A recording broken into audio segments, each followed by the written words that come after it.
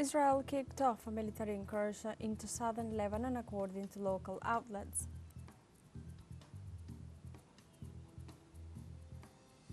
The 79th General Assembly of the United Nations closed its last day of debates amid tensions due to the increasing armed conflicts and the challenges facing the planet.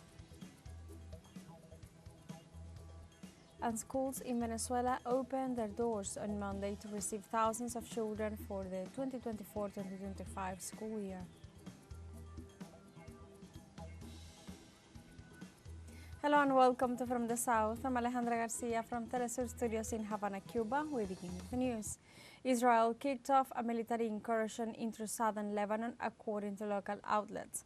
Al Jazeera News Media informed that the Israeli soldiers have entered Lebanon after the army announced a limited ground operation against Hezbollah.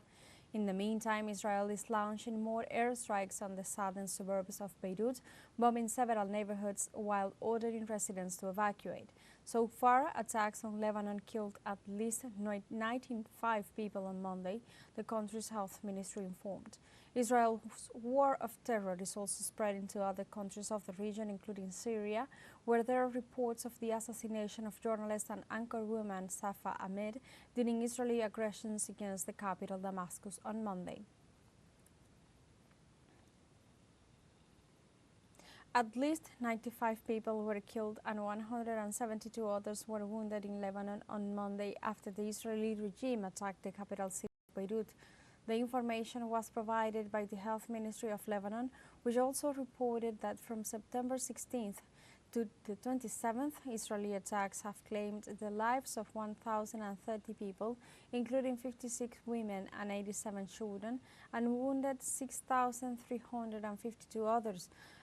Although Israel has not yet officially announced the start of its ground operation against Lebanon, several localities in Lebanese districts of Marja and June in the governorate of Nabatije have reportedly been already under fire from Israeli artillery. According to the Times of Israel newspaper, the Israeli forces warned civilians to evacuate three sites allegedly occupied by the Lebanese resistance movement Hezbollah in the southern suburbs of Beirut. On the other hand, Hezbollah declared that its fighters attacked Israeli military troops in a border area and in the orchards in front of the Lebanese localities of Adesei and Kerfal Kila. The Lebanese group also claimed that its offensive had scored direct hits. The Zionist regime has eliminated dozens of senior Hezbollah officials in the past 2 months, including its leader Hassan Nasrallah, and there are fears that the conflict could escalate into open war or even a regional one.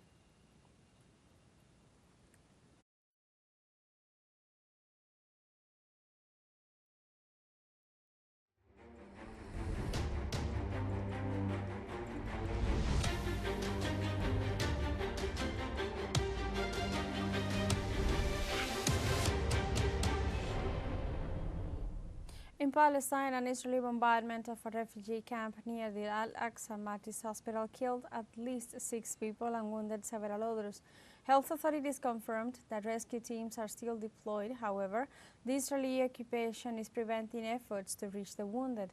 Local media reported that the Israeli army intensified its bombardment against the southern neighborhoods of Gaza City.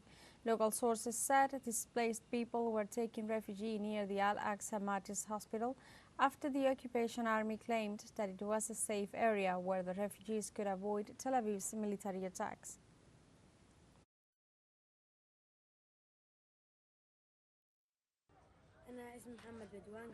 Our tent is back here. We were sleeping peacefully and suddenly we heard heavy shelling, and we ran out to see what was going on, and to see who was martyred, and who was wounded. Why are they doing this to us? We were sleeping. Why are the Jews doing all this to us? Have mercy on us. Even in the hospital they attacked us, people had to flee. Here in the tents they also attacked us. The shrapnel hit the people who were sleeping. The shrapnel fell very close to us while we were sleeping. Let's take a short break, but remember you can join us on TikTok at teleSUR English, where you'll find news in different formats, news updates, and more. We'll be right back. Stay with us.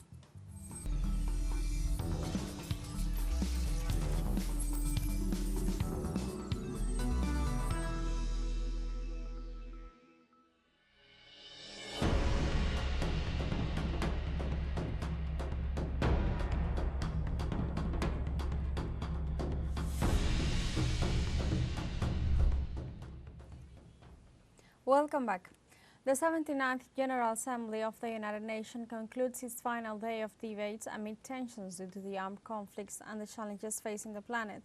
During this session, the main issues addressed were peace and security and the advancement of the Sustainable Development Goals for present and future generations.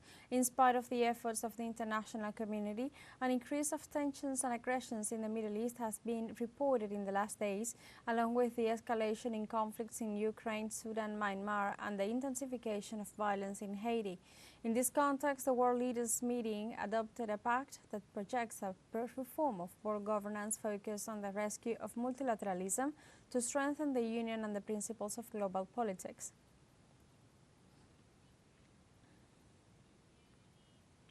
As the last day of the 79th United Nations General Assembly came to an end, we go live to the United Nations headquarters in New York, where teleSUR Special Envoy Jorge Estoso tells us more about today's addresses. Thank you.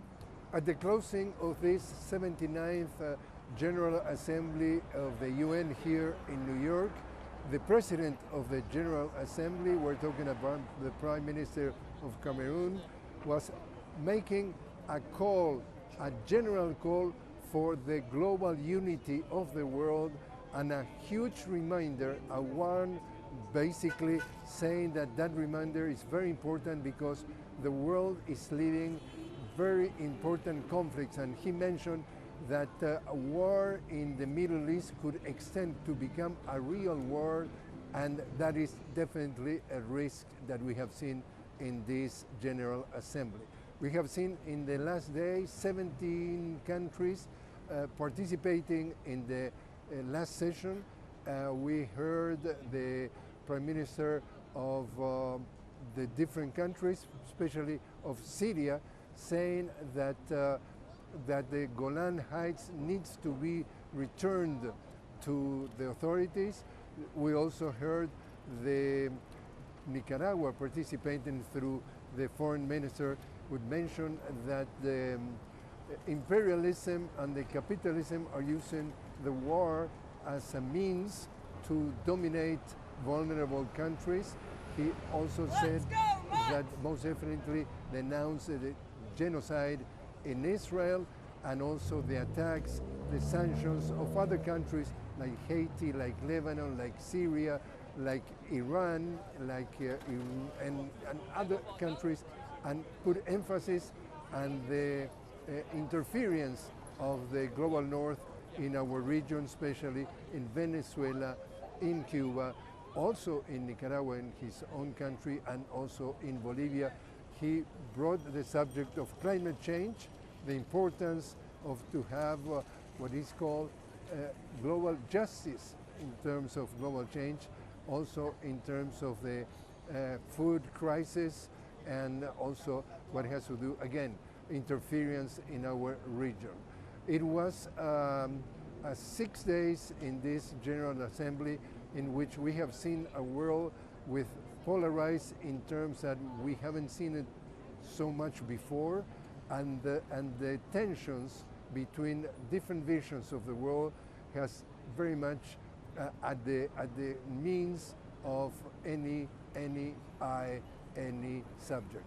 Definitely, we have seen the vision of some countries trying to stick to unilateralism, and the majority of the countries of the world pushing for what is being considered a non-stop advance through the multilateralism that we have seen that is going on. And the best example is the BRICS that in about 3 weeks are going to have a summit in Russia with the participation of many countries, and we expect that some Latin American country that could be also be joining the BRICS. We get back to you now. In other news, in Nicaragua, former Defense Minister Humberto Ortega passed away at the age of 77.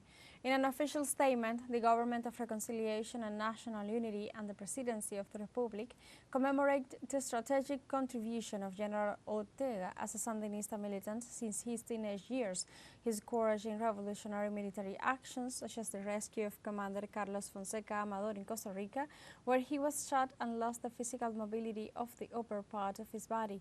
The text added, "We recognize his writings, platforms, insurrectional and historical theories, which compiled and brilliantly exposed the epics of the heroic Nicaraguan people and the Sandinista National Liberation Front."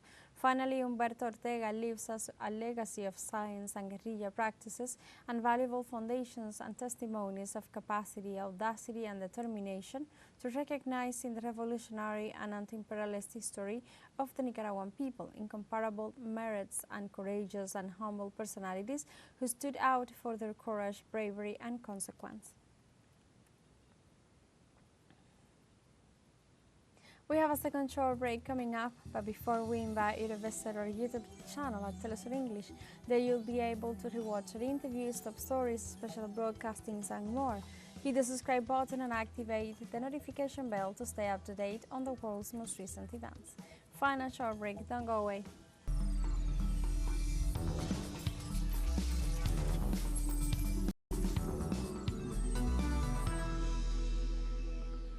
Welcome back.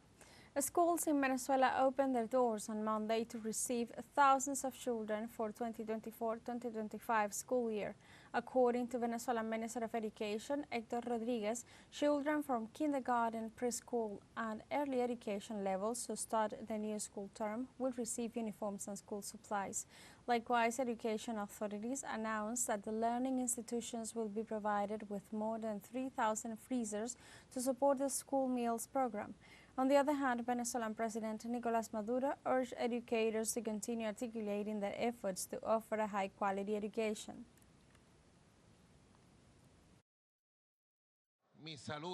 My greetings to the entire educational community, to all Venezuelan educators. A happy day of the beginning of the best school year that will ever be remembered in Venezuela, the school year 2024-2025. And we came to inaugurate this educational complex here in the Sucre municipality of the Great Caracas, in the east of Caracas in Campo Rico, to deliver this brand new, better than new, outstanding, educational complex that bears the name of one of our heroes, the great Leonardo Infante, hero of the liberation wars of Nueva Granada. The Attorney General of Venezuela, Tarek William Saab, announced the arrest warrant and red alert against officials of the government of Javier Milei.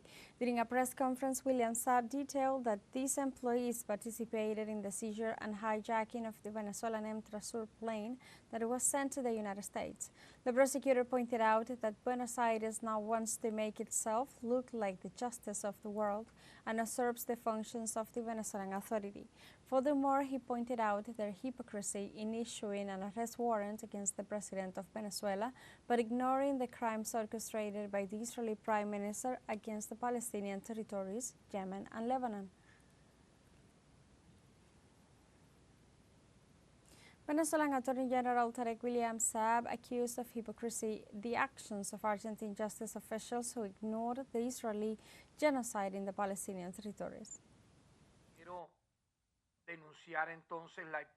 I want to denounce then the hypocrisy and double standards of this so-called now universal jurisdiction and justice that supposedly wants to globalize its hand to those countries in the continent that the United States doesn't like, using as justification, within quotations, a so-called universal jurisdiction. Nevertheless, as I said, they close their eyes to the crimes against humanity committed by Benjamin Netanyahu in Gaza, Rafah, Palestine, Lebanon and Yemen.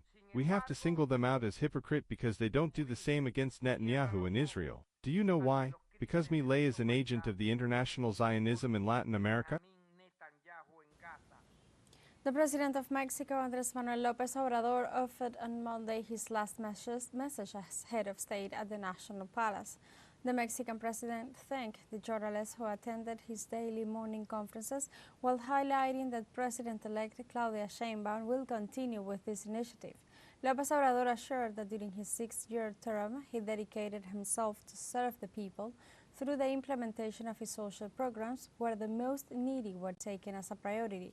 He also emphasized that his government's objectives did not remain as promises since they became a reality since poverty and social inequality were reduced. López Obrador's administration will end on October 1st once his successor Claudia Sheinbaum receives the presidential sack that will allow her to govern until 2030.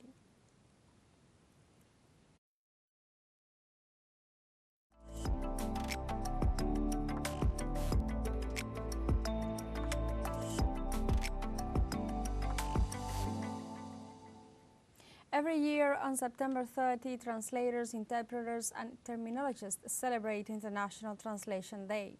This special date commemorates the feast of Saint Jerome, translator of the Bible, who is considered the patron saint of translators.